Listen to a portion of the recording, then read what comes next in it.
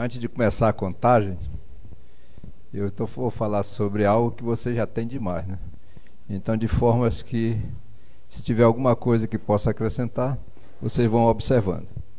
Eu gostaria, em primeiro lugar, de mais nada, como é que surgiu essa ideia de falar sobre a fé?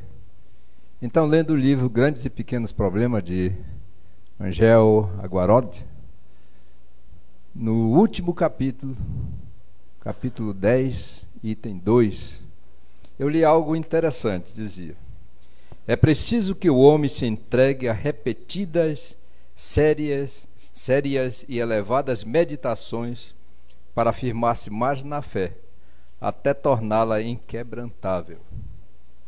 Inquebrantável. Eu olhei para mim, a minha fé é inquebrantável? Nossa, não tem nada, né? Está bem difícil. E é utilizando este mesmo item, não é? Quando ele toca a questão da meditação, e é realmente isso, uma parte, nós no curso sobre o Livro dos Espíritos, fizemos uma proposta. Antes de começarmos os nossos trabalhos, nós vamos fazer uma leitura como sempre fazemos, a prece como sempre fazemos, e vamos fazer uma meditação. A meditação consistia simplesmente no relaxamento, né, respiração um pouco, dando ordem para o corpo relaxar também, e fazendo uma pergunta. Depois de relaxado, faz uma pergunta. Essa pergunta vocês vão responder, mas não no momento de meditação.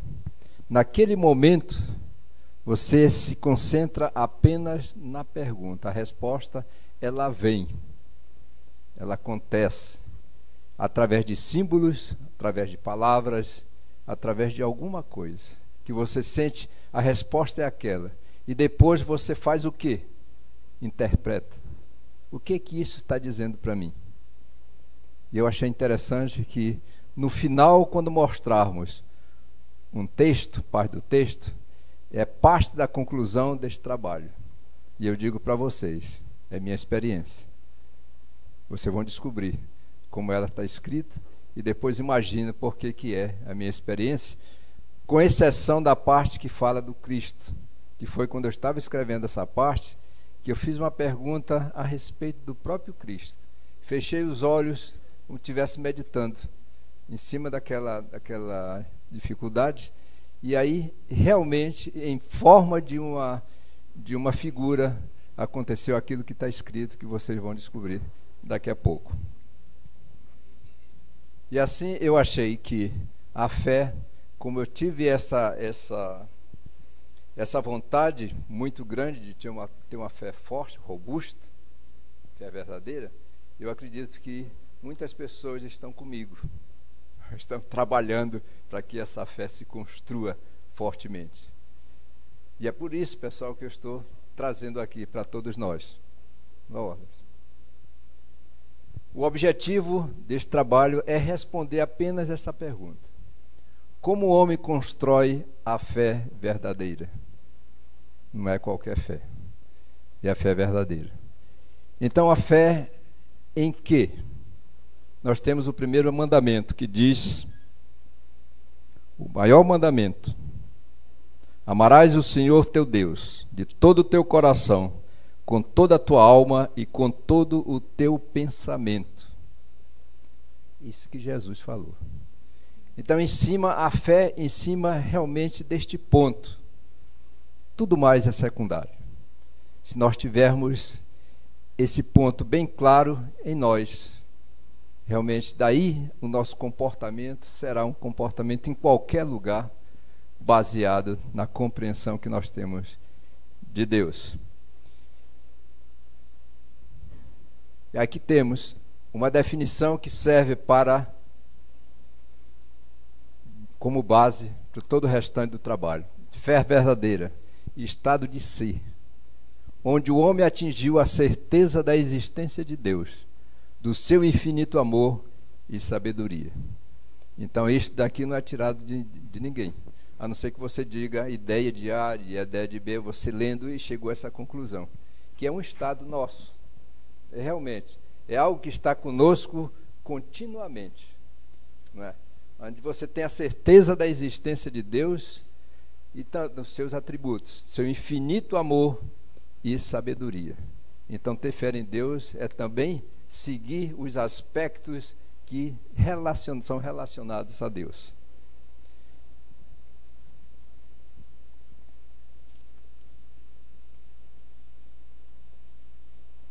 Então temos, por enquanto, 2 pontos aqui que na literatura mostram interessante. Uma coisa, um aspecto da fé em Deus, um aspecto objetivo. Ou seja, você acredita em um ser que está distante de você. A questão objetiva, Deus separado daquele que tem fé. Não está errado não, pessoal. Você está simplesmente vendo alguém, um ser, vou colocar assim, um ser por símbolos. Nós chamamos de Deus. Deus é um símbolo. De quê? Daquilo que você acredita ser Deus. Deu para notar, né? Verdadeiramente, se fosse falar no Brasil, a bandeira brasileira é um símbolo, né? Daquilo que você sente que é o Brasil. Então ele representa. E temos o segundo aspecto, subjetivo. Admite que Deus está no homem e o homem está em Deus. Isto é a vivência que você passa a ter do ser. Então, do primeiro ele está separado, o outro ele está em ti e você está nele.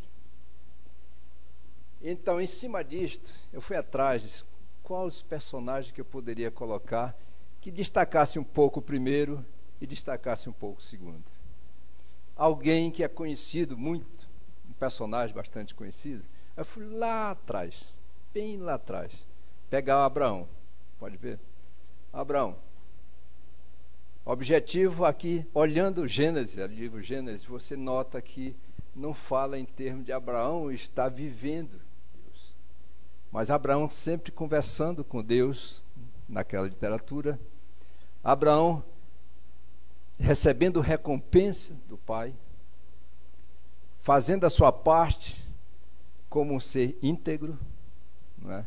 Fiel, que acreditava no Deus que lhe era apresentado. Então, Abraão atende a solicitação de Deus e o serve com determinação.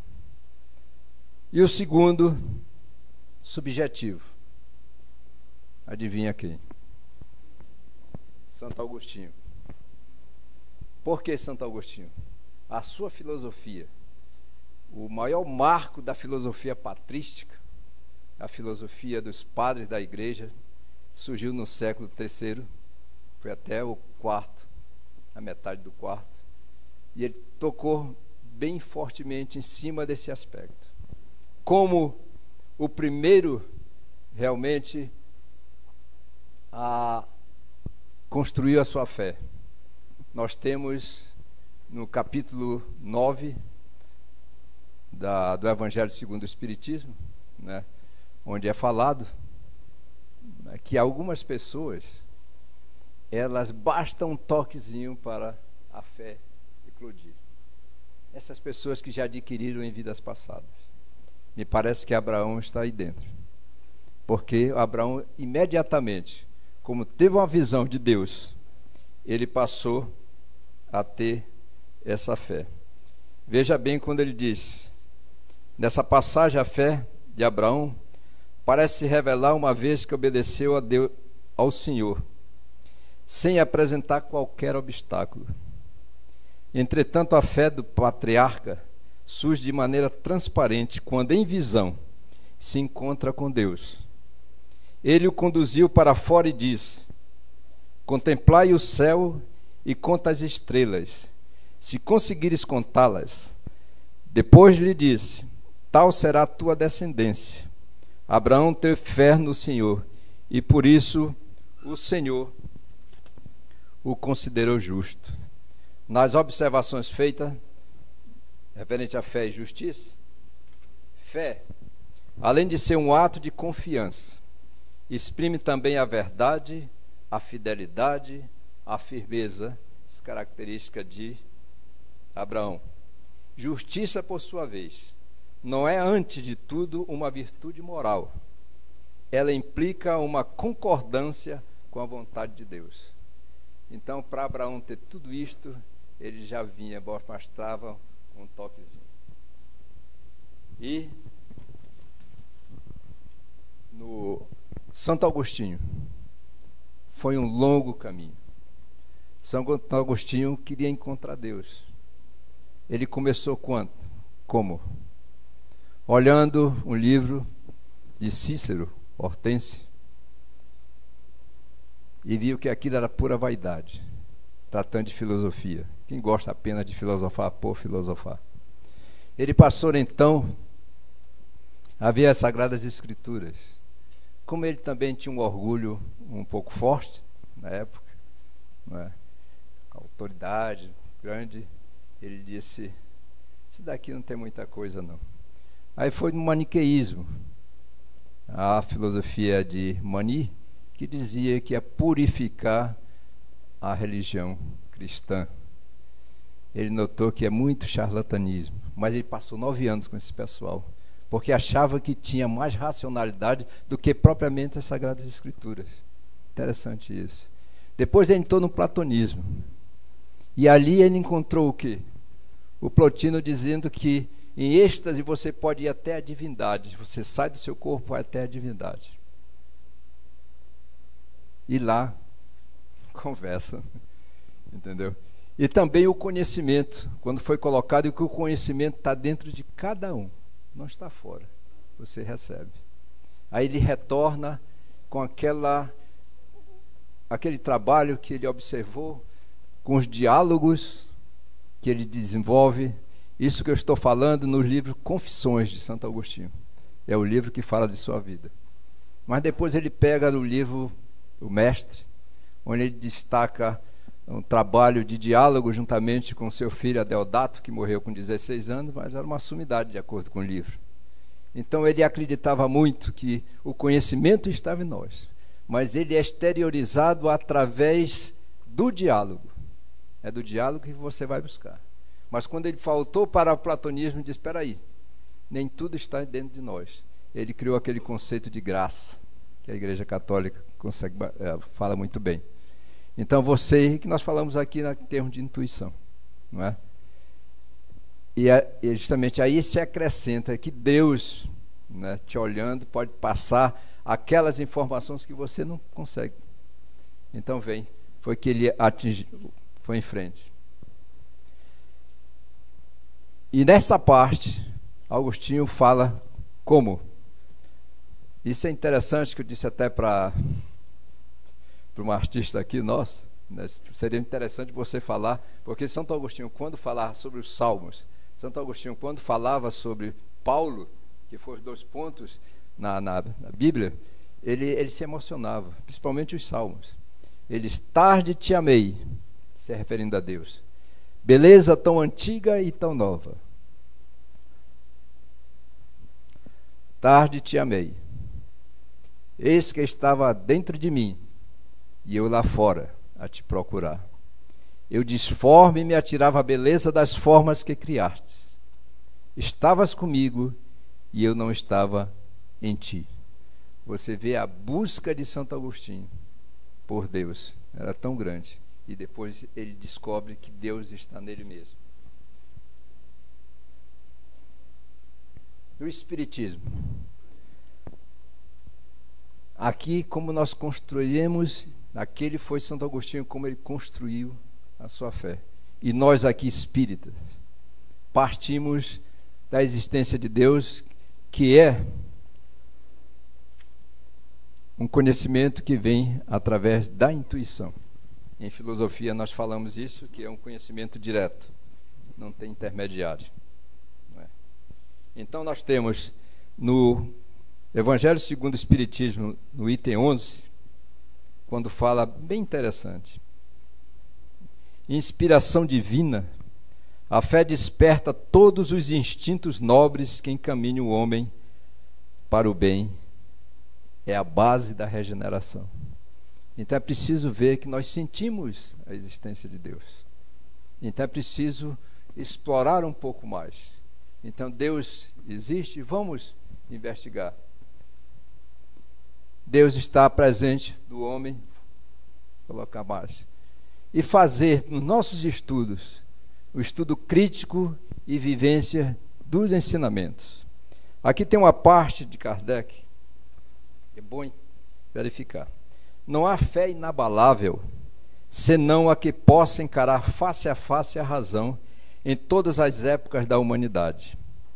A fé necessita de base, e esta base consiste na inteligência perfeita daquilo em que se deve crer. E para que crer não basta ver, é preciso, sobretudo, compreender. Então veja bem que para a base da fé, a fé serve de base para a nossa prece, para as nossas ações, mas para a base para a fé é esta inteligência perfeita daquilo que cremos, ou para a nossa crença.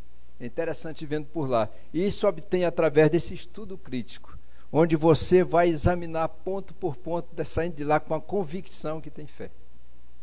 E a vivência, que é colocada aqui em forma de compreender, essa compreensão me faz lembrar o Teodoro, não é isso? Uma coisa é você entender o que alguém está falando para você, ou o livro, e outra coisa é você viver. Essa parte pelo um nível de compreensão.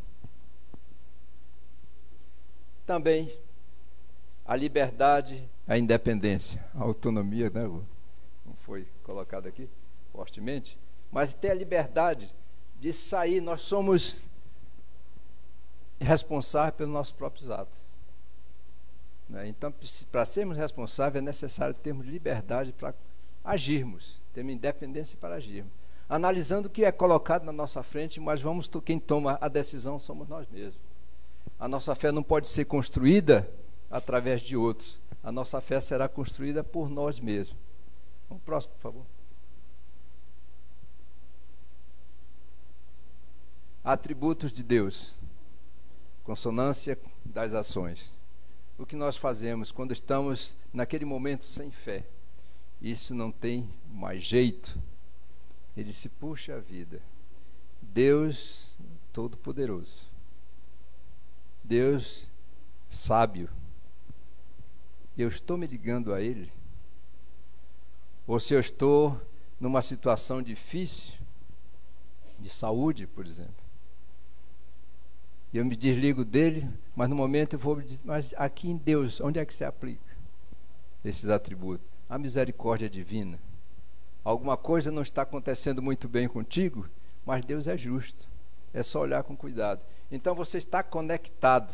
Você aprende a se conectar com Deus nesses momentos difíceis e nos momentos também que você se sente bem, pode rir, pode fazer alguma coisa. Mas é interessante ver as suas ações ligadas ao atributo divino. Frequentes autoavaliações. De tempo em tempo, como é que eu estou? Como é que a minha fé está? Não é fé com A, ou B, ou C. Não é fé com instituição A, B ou C. Mas é fé com Deus. Essa é a parte principal, a tua ligação direta com a divindade.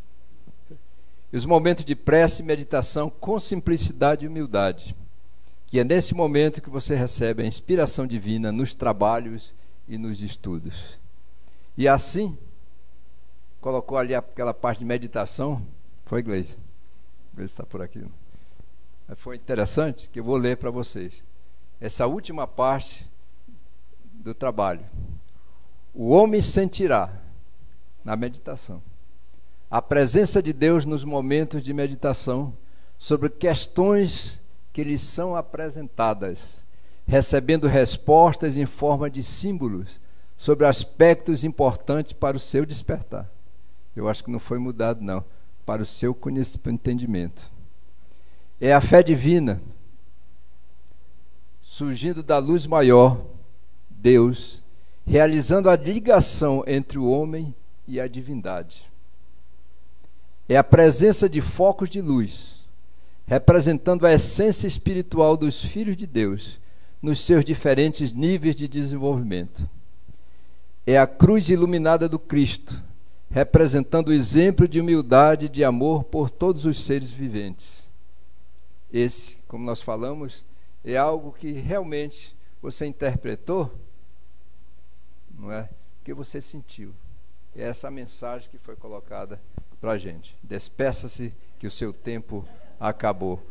Como eu não tenho tempo, né? O tempo é dela, o meu ainda continua. Tá muito bem. Então é isso, pessoal. Espero que isso daqui sirva alguma coisa para vocês. Muito obrigado.